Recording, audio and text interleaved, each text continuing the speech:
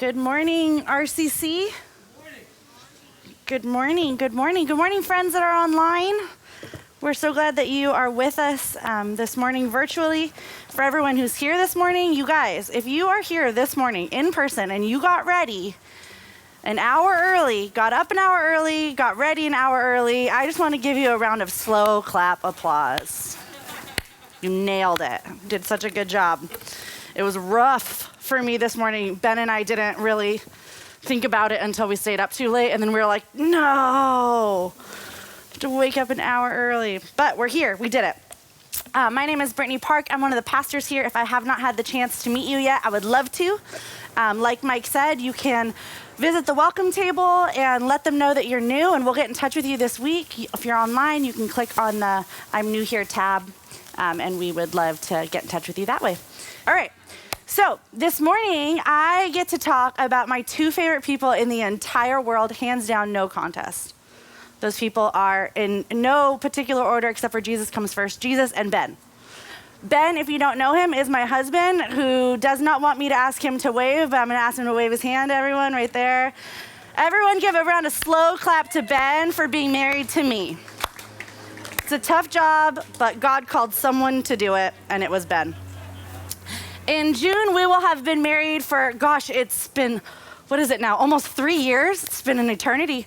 It simultaneously feels like it has been so much longer than that, and also like it was last week.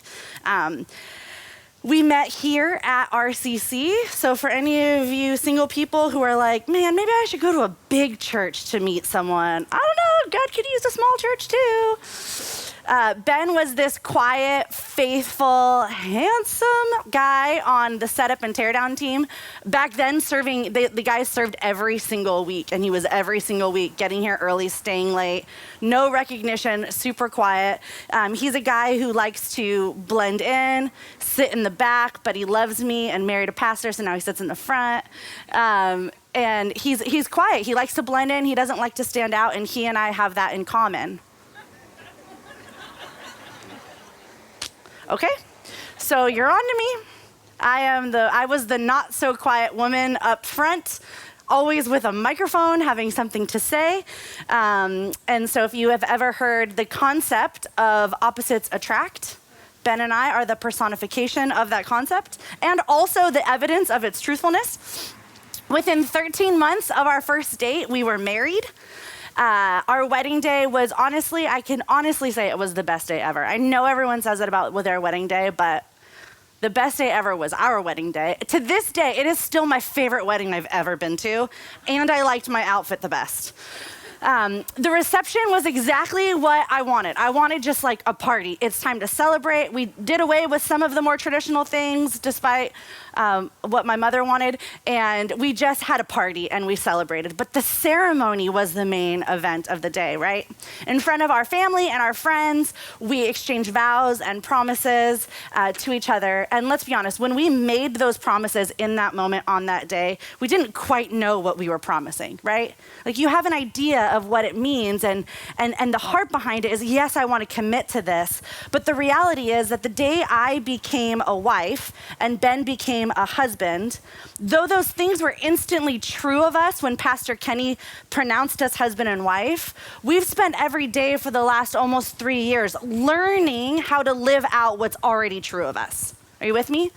So I became a wife in that moment with never having been a wife before, no idea what it looks like to be a wife, having some idea of what I thought it was, realizing it's a little different than I thought, and I've learned every day since then how to live out this identity that was ascribed to me in that moment. We made vows like, I promise to love you, which is so nice. I mean, it sounds so nice, right? But since we uttered those words on that day, those vows have been expanded upon in the context of actually living it out relationally. So now I promise to love you it has been expanded to mean I promise to learn what makes you feel loved and then try to do that on purpose. I vow to learn what makes you feel respected and then try to do that on purpose. I vow to learn what makes you feel heard and understood, and then I vow to try to do that on purpose. And so the original vow to love him has taken a lot of different shapes over the years as I learn what that love actually looks like played out in real life in real instances. And we do that not because those things were written in our original vows, right? But because our marriage wasn't just a contract that we signed. It was a relationship that we entered into, a relationship that's based on love and loyalty and trust. If our marriage was just a contract, then when Ben says, I don't feel loved when you do that, I could say, I do love you, check, I checked the box, I love you, right? I'm keeping my end of the deal. But because it's a relational covenant built on love and loyalty and trust, I don't want to just check the box and be like, I did my vow, I loved you today. I want to learn from Ben what makes him feel loved and then try to do those things, not because I'm contractually obligated to him, right? But because I love him. Contrary to what modern culture sometimes likes to say, marriage isn't getting the government involved in our relationship. And a wedding isn't just a party that you go to and wear an awesome dress. Marriage is a covenant, and a wedding is a covenant ceremony where two parties commit themselves into partnership together to being in a relationship that's based on love and loyalty to each other. And so this wasn't just an excuse to talk about Ben and our awesome wedding and mention my awesome dress a few more times, but today, this morning in the Bible, we are going to go to a wedding. How many of you missed going to weddings? Oh, not that much. Just Chris Graham in the back, and me. This morning, we're going to go to a wedding. So if you have your paper Bible with you, open up to the book of Exodus, chapter 19. If you have an app, you can open up on your app. We'll also have the exact verses that we're going to look at on the screen. But as you do that, I want to just bring us up to speed. We are in a series right now called Sacred Wilderness, where we're journeying through the wilderness with the Israelites on their way from slavery to the Promised Land. And as we walk with them through the wilderness, we're learning from Scripture more about who is God and what is he inviting us into when we feel like we are in a wilderness of our own. When we talk about being in the wilderness metaphorically, we mean those times, those seasons where you have a need or a longing that's not being met, where your ordinary life feels interrupted and you don't maybe feel like you have what you need. And there's this sense of not being comfortable and things aren't flowing and there's a bit of unrest. It's in wilderness seasons that we often wonder where God is. Has he abandoned me? Is he listening? Does he hear me? But in reality, God is using those seasons to bring us, to invite us into a deeper understanding of who he is and a deeper intimacy in our relationship with him. And so when we arrive at chapter 19 in the book of Exodus, the Israelites have been in the wilderness for about 2 months, and they arrive at the Sinai wilderness. So they've moved out of the wilderness of sin, and they're in the Sinai wilderness. And this is where they will be for nearly a year, and for the next 59 chapters of the Old Testament take place in this desert at the base of Mount Sinai. So 59 chapters in this location. You can imagine a lot of important stuff is going to go down here, right? So let's read chapter 19, verses 1 through 8. It says, in the 3rd month, from the very day the Israelites left the land of Egypt, they came to the Sinai wilderness. They traveled around from Rephidim, came to the Sinai wilderness, and camped in the wilderness. Israel camped there in front of the mountain. Moses went up on the mountain to God, and the Lord called to him from the mountain. This is what you must say to the house of Jacob and explain to the Israelites. You have seen what I did to the Egyptians and how I carried you on eagle's wings and brought you to myself. Now, if you will carefully listen to me and keep my covenant, you will be my own possession out of all the peoples, although the whole earth is mine, and you will be my kingdom of priests and my holy nation. These are the words that you are to say to the Israelites. After Moses came back, he summoned the elders of the people and set them before them all these words that the Lord had commanded him. Then all the people responded together, We will do all that the Lord has spoken. So Moses brought the people's words back to the Lord. All right, so the Israelites have been traveling through the wilderness for a few months, and they've been watching God, as we've been looking at the last few weeks, they've been watching God show up and provide for them, to lead them into victory in a battle that they had no business winning, right? Teaching them that they can trust him, that he's good, and that he's for them. And then here at Mount Sinai, the Lord makes a covenant with them. And we're going to talk in a moment about what a covenant means. But this is the beginning of the marriage ceremony. This is the wedding that we're going to. The wedding between Yahweh, the God of Israel, and the people of Israel. When we talk about a covenant this morning, I want to give you a definition that I got from the Bible Project. The Bible Project is a collection of awesome videos and blog posts. If you are someone who's like, man, I really want to learn more about the Bible, it's a great resource for you. So I want to just plug that for a moment. But this is how they talk about a covenant. They say, a covenant is a chosen relationship or partnership in which two parties make binding promises to each other and work together to reach a common goal. They're often accompanied by oaths, signs, and ceremonies. Covenants contain defined obligations and commitments, but differ from a contract in that they are relational and personal. Okay? So covenant, it's more than just a contract. It's more than just terms of an agreement. It's a relational agreement, a relational partnership between two parties. And so when God makes covenants in the Bible, they're relational invitations to partner with him. He's saying to a person or a people, I make these promises to you, and if you would agree, you will make certain commitments to me. It's not that unlike what Ben and I did, right? And so we have a few covenants in the Bible. We have the Noahic covenant, which God made with a man named Noah.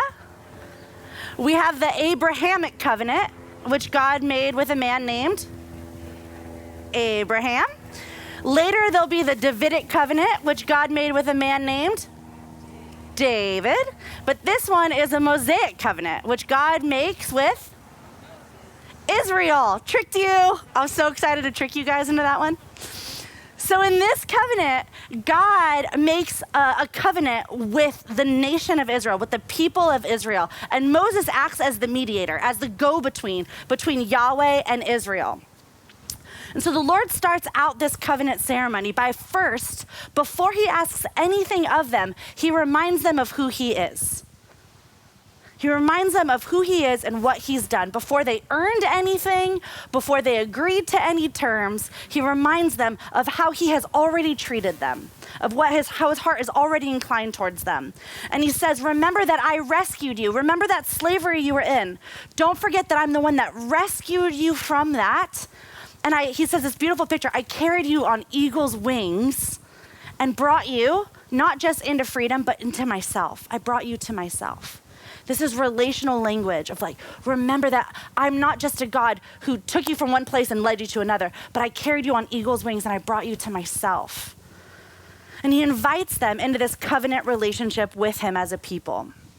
So he says, here are the terms. If you listen to me, if you keep this covenant, here's what I'm going to do. And I'm just going to summarize it into two things. He basically says, if you listen to me and keep my covenant, I will invite you into relationship with me where I am your God and you are my people, meaning you will experience a relationship with me unlike any of the other people have. Unlike any other nation, you will experience an intimacy with me and me being the God of Israel and you being the people of Yahweh, an intimacy and relationship that no other nation has. You will experience the blessings of being God's people,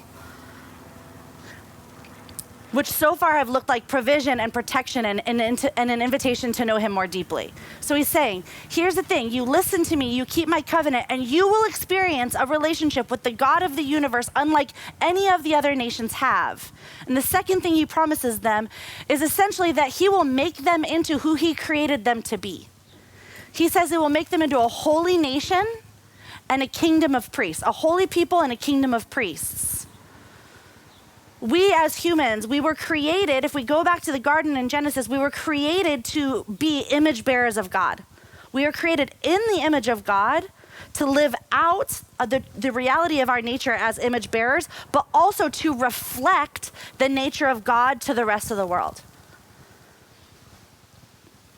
And when that relationship was fractured, we have this image bearerness about us, but part of our ability to reflect that and live out the reality of that has been fractured by the fall, by sin, by our flesh, by the world, by the temptations of the enemy. And so what Yahweh is saying is that if you listen to me, if you obey me, if you listen to my commands, if you heed my instruction, I will create you. I will transform you into being who you were really created to be, which is a people who reflect my image, not only in the way that you conduct yourselves, but in the way that the nations around you see you. They'll reflect God's character and his goodness to the world around them. And so the people respond. They hear this. They're like, okay, this is what God's promising us. This is what we need to do in return to listen and obey him. That sounds good. And so they say their vows. We do. Right? At this point, we go on to 4 chapters of laws, which is super fun to read, right? They begin with the most famous ones that we call the 10 Commandments. You guys are such good Bible students. I'm loving it. We often start the 10 Commandments in verse 3, you shall have no other gods before me, but God prefaces it. He starts again, intentionally, with who he is. Before he asks anything of us, he reminds us of who he is. And so let's look at Exodus chapter 20, verse 1 and 2. Then God spoke all these words, I am the Lord your God, who brought you out of the land of Egypt, out of the place of slavery. I'm the one that saw you. I'm the one who rescued you, who led you out of slavery and is leading you into your inheritance that I am giving to you, not because you earned it, not because you deserve it, but because of my love and grace for you.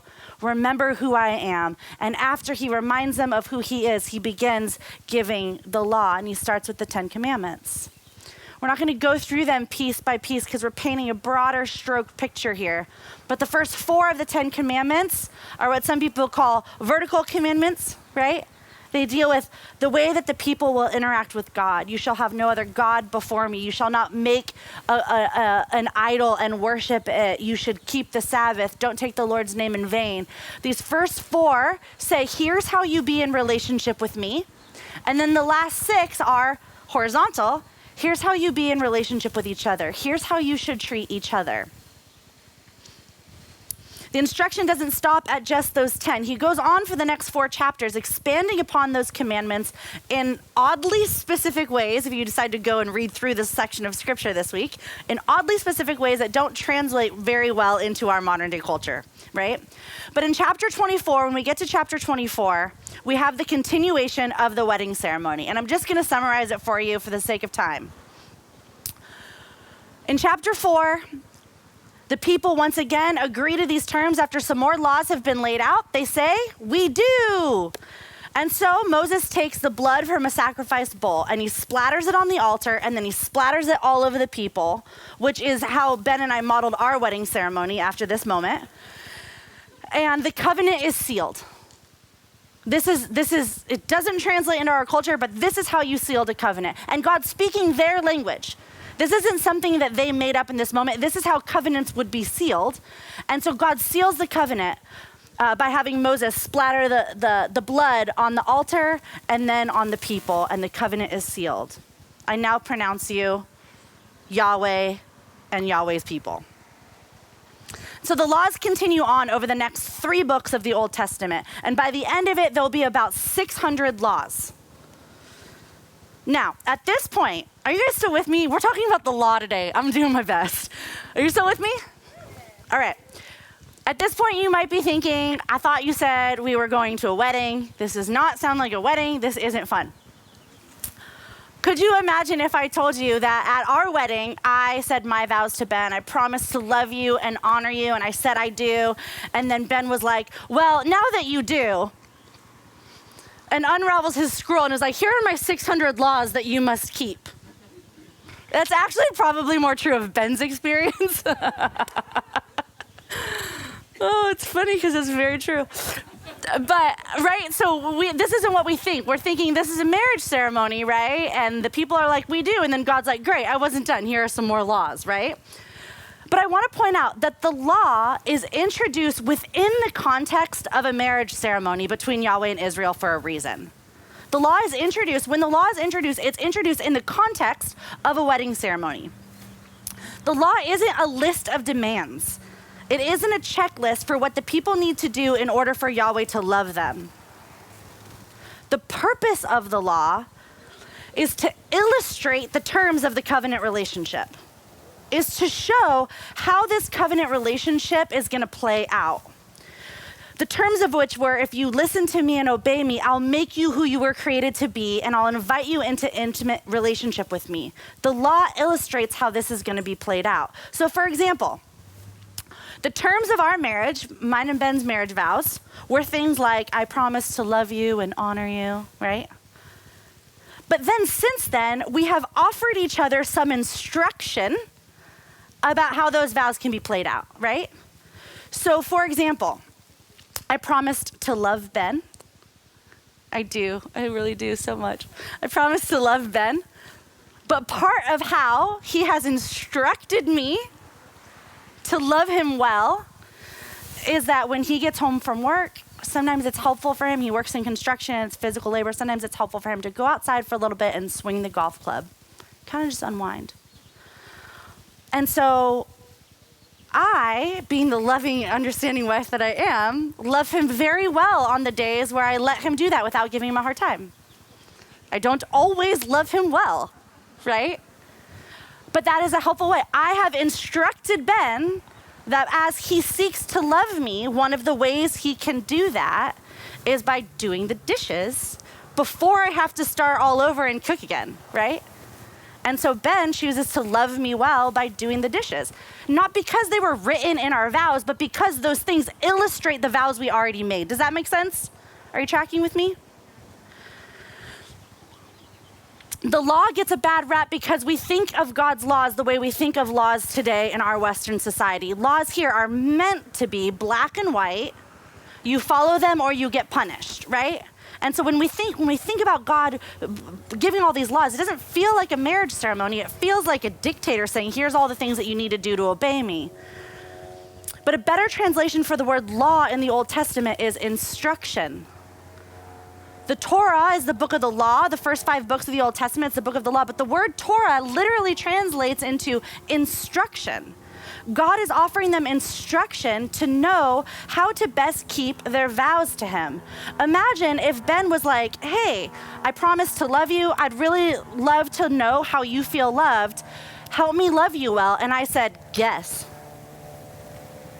That's not very loving, right? The loving thing for me to do is help him understand how I best feel loved. We talk about these things called the love languages. Some of you are familiar with those things. The reason that we learn the love languages, if you choose to ascribe to that system, is not because it was written in our vows, I vow to learn your love language, but because I'm trying to live out the vows that I made to you because I love you, not because I'm contractually obligated to you. The law is God showing the people how to be in covenant relationship with him. And while the laws are many, Jesus later in the gospel will sum up all of the laws into 2. Love God and love one another. Love your neighbor. And then he expands on who is your neighbor? It's everyone. Love God and love people. All of the laws are meant to reveal the heart of the law, the heart behind the laws, the heart behind the instruction that God offers to Israel is meant to reveal the heart of God. And the heart of God is not rigid rules. If someone was like, describe your God for me, you're not like, loves rigid rules, right? The heart of God is loyalty and love to God and people. That is the heart of God. And so the laws are meant to illustrate that. So God gives them all these specific instructions to illustrate for them how to be in loyal, loving relationship with him. God's instruction is meant to show them how to love him, but it's also meant to fulfill the promise that he made to them.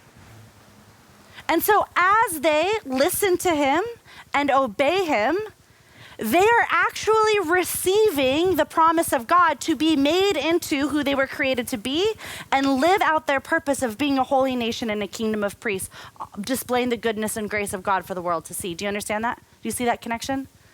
So really, both sides of the covenant are meant for our good. God promises, if you follow me, if you listen to my voice, if you obey my instruction, I will turn you into someone who's free to be who you were created to be and live the way that you were created to live. The more they listen to him and obey him and trust his instruction and do what he says, the more and more transformed they will be into who they were created to be, these image bearers, their true nature.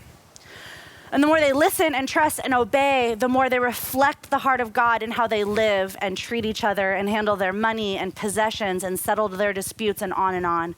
The more they're going to reflect Yahweh to the nations. There'll be a kingdom of priests. There'll be Yahweh's holy representatives to the world, showing his character and goodness on display. The intent of the law was to enable them to reflect the glory of God in how they live and act. And in so doing, the world would be drawn to Yahweh, would also choose to follow him and be changed, leading to a renewal of the world. Does this sound like a good plan? So I'm going to pick these people and you're going to listen to me. You're going to do what I say. And when you do what I say, you're going to be transformed into who you were created to be. And you're going to live out your image bearerness on display for the world to see. It's going to be contagious. The nations are going to see it. They're going to want to come follow this Yahweh. They're in turn going to follow the law. They're going to be changed. And it's going to lead to a renewal of the whole world. This is the great plan.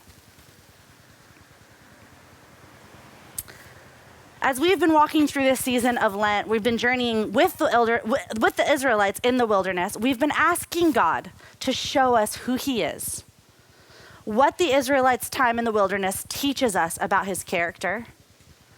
And as we learn more about who God is, we're able to re-examine our own lives, maybe our own wilderness seasons if we find ourselves in one. I mean, the world is in a wilderness season right now with COVID, right? And then we can take this God that we've learned about, the character of this God that we've read about in Scripture, and then insert him into our world right now, wherever we find ourselves, and realize that this God, this gracious, loving God, is present in our circumstances. And maybe we're prompted to consider how the presence of this God in the middle of our own wilderness seasons changes our experience of that wilderness. We've mentioned before that the goal is not to just survive the wilderness, right? The Israelites, maybe their goal, but God's goal for them was not to just survive the wilderness. Just grin and bear it and hold on, white knuckle it until you get out the other side. That's not the goal. There's more for us there. The goal is that we would be so drawn close to the Father that being with him in the midst of the wilderness would change us, would transform us, so that by the time we come out the other side into whatever else he's leading us into next, we're different. How many of you feel like, I'm great, I would love to stay exactly the same as I am right now? I just want to see who's raising their hand so we can have a talk after service.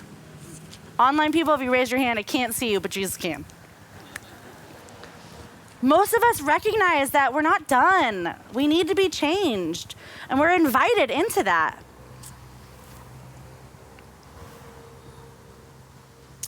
When we enter any hard season, any wilderness in our lives where it feels like things have changed, or we're lacking something, or we're longing for something, we're wondering how long we'll be in this place for, how long we'll be in this desert for, how long, oh Lord? There is an invitation in the midst of that space from God to not only look to him to get us out of it,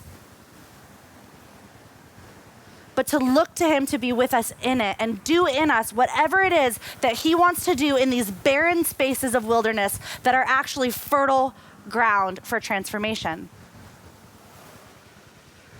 A large part of what God does in the wilderness with Israel centers around the law, or around, let's call it instruction, right? Centers around this instruction. Instruction is a display of God's love for us. It is a gift. How many of you, when you think of the laws of God, you think, what a gift? We've got to retrain ourselves to think that way. Because what the enemy has been doing since the garden is to take what God calls good and call it evil, and take what is evil and call it good. What the enemy has been doing since the garden is to tell us that God is not really like what he says he's like something else. And so he loves to take things that are meant to be blessings and make us think that they're burdens. And the law is not meant to be a burden that we strap to our back and try to muscle through. It's meant to be a gift from our Father to say, here is how to live out who you were created to be in a way that will draw you into intimate relationship with me and transform you into someone that puts my goodness and glory on display for the world to see, that is leading to the renewal of the world. Is this making sense? It's so good, you guys. I know under your masks you're excited about the law right now, as I am. The law was intended to reveal the heart and wisdom of God. And when we listen and obey, our hearts become more like God's heart. And we gain wisdom and understanding. When we really understand the law as a gift, the gift of instruction that God offers, when we really understand that, our hearts are changed. The way we think about the law is changed. This is what leads King David in Psalm 19 to write what he writes. The intimate relationship that David has with God is what leads him to be able to say in Psalm 19, verse 7, the instruction of the Lord is perfect, renewing one's life. The testimony of the Lord is trustworthy, making the inexperienced wise. How many of you have ever heard or read a passage of scripture talking about like how great the law is and how like I love it and I savor it and I delight in it, and you're like, I don't get it, right? But when our hearts begin to be transformed into believing God and wanting what he has for us and believing that what he invites us into and what he asks of us is for our own good, we begin to realize the law of the Lord is perfect, renewing my life. But the Israelites are not in this place of intimate relationship with God yet, right? They're just getting started on this journey. They've only recently been freed from slavery and are only barely beginning to learn what it means to live as God's people who are free and invited into relationship with him. And so we see really quickly in the story that having the law in place wasn't enough. The law shows them what it looks like to love God and others well, what it means to be obedient to Yahweh. It shows them what this looks like, but what the law can't do is make them capable of keeping it, right? How many of you parents have told your kids and you felt like you did a really good job of explaining to your kids why they shouldn't do something, and you're like, so we're on the same page, right? And they're like, yes. And then you walk away and they do it. And you're like, I thought we were on the same page. I don't what got lost here, right? Giving them the law, explaining to them the law, even explaining the heart behind the law doesn't automatically enable them to keep it. Because they're still broken people. They're still slaves learning to understand how to let go of the yoke of slavery and shake the chains off and learn to live as free people. They're still learning that. So the law doesn't enable to keep it. And by chapter 32, the bride at the beautiful bloody wedding that we just went to, the bride has been unfaithful already. Not very long later. They've already broken the first few commandments. Some of you are familiar with the story. They make this golden calf and they worship it. They worship it as God because God's taking too long and we don't really know what to do. And so they go back to what they know. Oh, well, here's what we do. We make an idol and we worship it. They go back to who they were in slavery before they married the God of the wilderness of Sinai. God's instruction shows us what it looks like to love God and love others well, what it means to be obedient to Yahweh, but it doesn't enable us to keep it because our actions and our behaviors flow out of our hearts. Our actions and our behaviors are not just actions and behaviors, they flow out of our heart. And our hearts are what need changing. The law offers up a picture of what it looks like to change our behavior, but until our hearts are changed, we're not able to keep that. Maybe you've been like me in your life and you've equated your relationship with God to following the rules right, and it's dry, right? I can't follow the rules again. I'm not doing this Christian thing right. It's dry when it's about rules. It's meant, our hearts are what need changing. That's why when we try harder and harder and harder to change ourselves and fix ourselves, it doesn't work and we get tired, and so many of us quit and throw in the towel and say, that Jesus thing wasn't for me. The bar is set at perfectly loving God and loving others, and we fail at it all the time. And how many of you need help? Wave my hand high for the people in the back. Over the course of the Old Testament and hundreds of years, Israel is going to be unfaithful to their groom over and over again. They're going to break their covenant with Yahweh over and over again. But in spite of Israel's failure, Yahweh continues to pursue them. In spite of Israel's failure, he sends prophets that speak of a day when God will restore all the previous covenants that the people had broken. In Jeremiah chapter 31, verse 31 through 33, this is what God says. Behold, the days are coming, declares the Lord, when I will make a new covenant with the house of Israel and the house of Judah. Not like the covenant that I made with their fathers on the day when I took them by the hand to bring them out of the land of Egypt. My covenant that they broke, though I was their husband, declares the Lord. For this is the covenant that I will make with the house of Israel after those days, declares the Lord.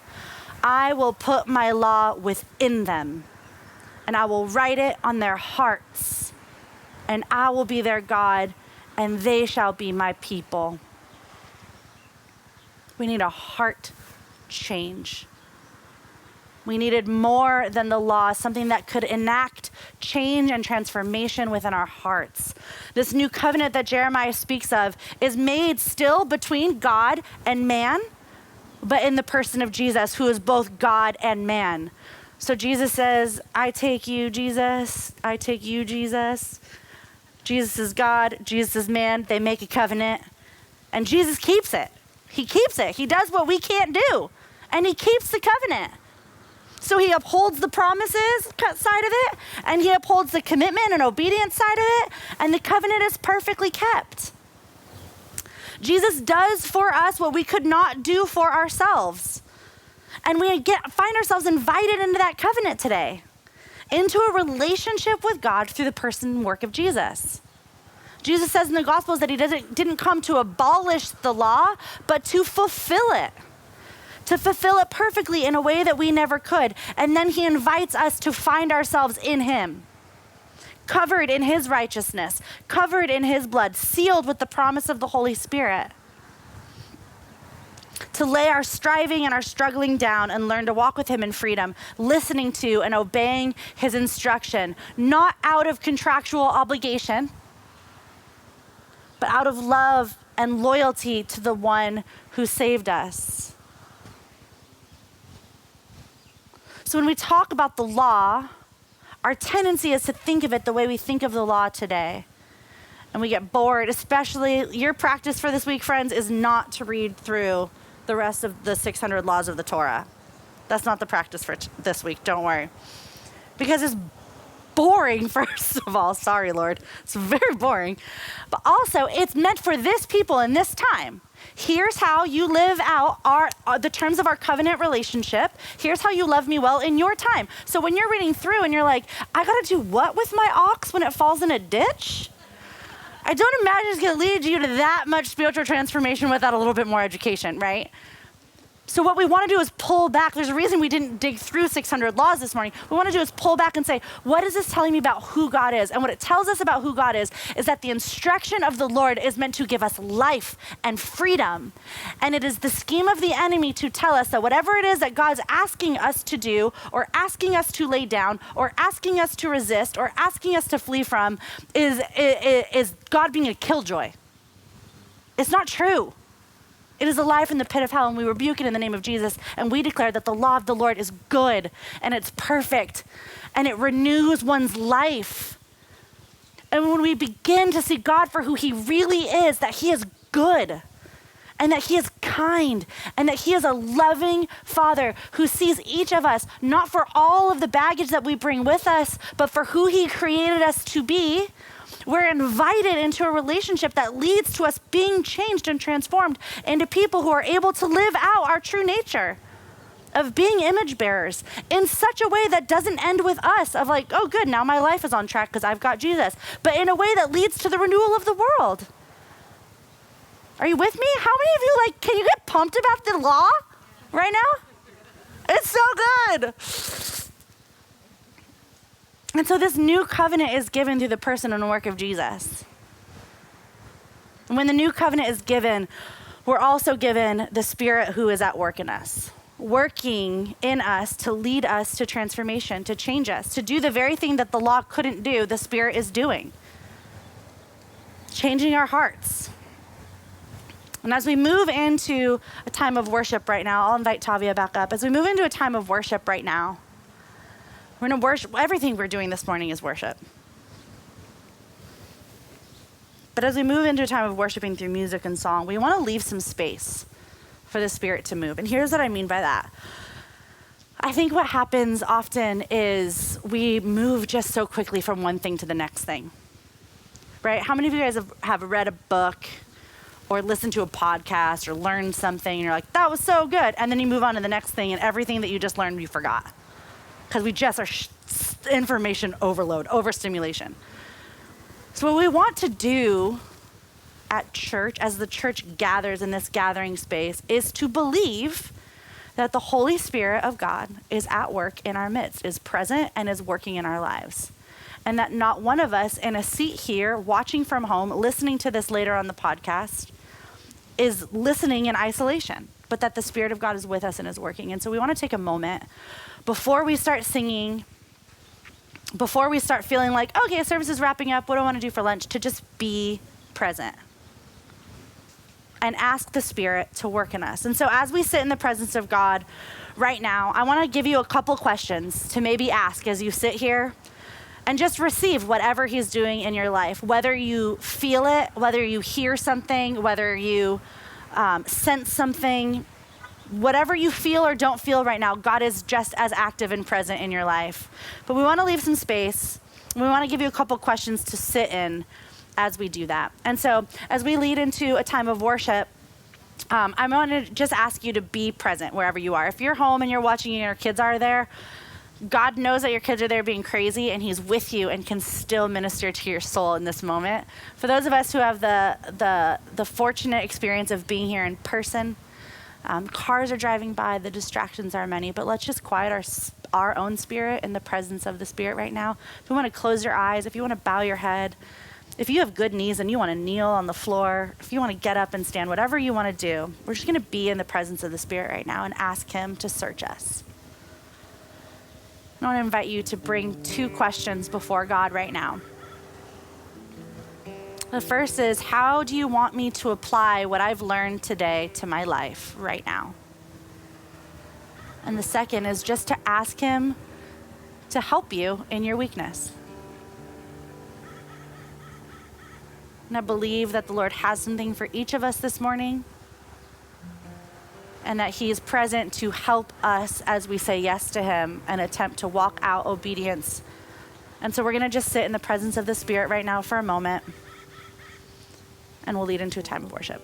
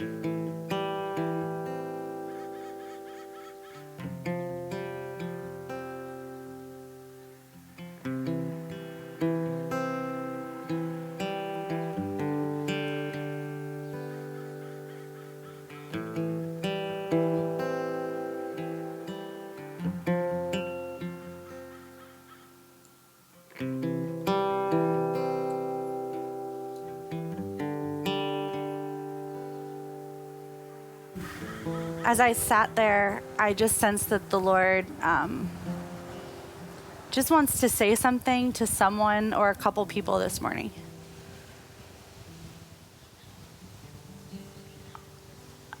I believe that there is someone or some people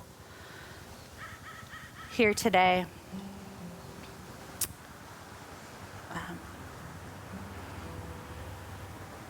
God is asking you to lay some sin down that you've been holding on to.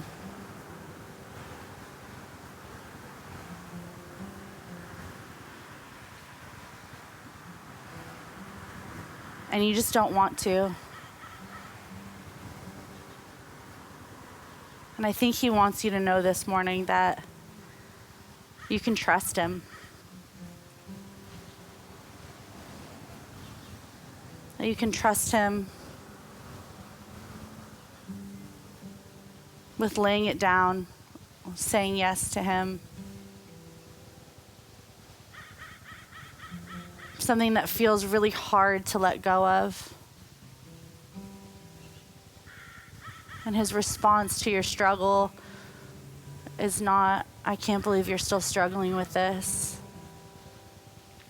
His response to your struggle is just that he loves you so much that he wants freedom for you.